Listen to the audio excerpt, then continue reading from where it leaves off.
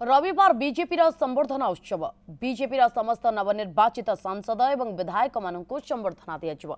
उत्सव में मुख्यमंत्री मोहन चरण माझी और 2 उपमुख्यमंत्री उपस्थित रहिबे। या सहित मंत्रिमंडल मंत्री मानक सहित मंडल सभापति संपादक सरपंच समिति सभ्य माने उपस्थित रहिबे। भुवनेश्वर प्रदर्शनी पड़िया कार्यक्रम में केन्द्र मंत्री माने उपस्थित रहिबे।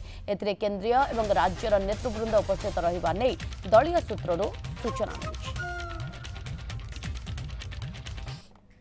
समस्त निर्वाचित सदस्य म्युनिसिपालिटी एनएसी चेयरमैन काउंसिलर ठू आरंभ कर कॉर्पोरेटर सरपंच समिति सभ्य ब्लॉक चेयरमैन को ठारू आरंभ कर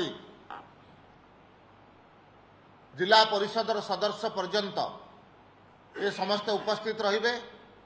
पाखापाखि ये संख्या 10,000 संख्यार भारतीय जनता पार्टी कार्यकर्ता उपस्थित रे ओडिशावासींकर भल पाइबारु ओडिशावासींकर आशीर्वाद निर्वाचित होइथिबा समस्त नव निर्वाचित प्रतिनिधि माननकु स्वागत एवं संबर्धना पार्टी तरफ दिया।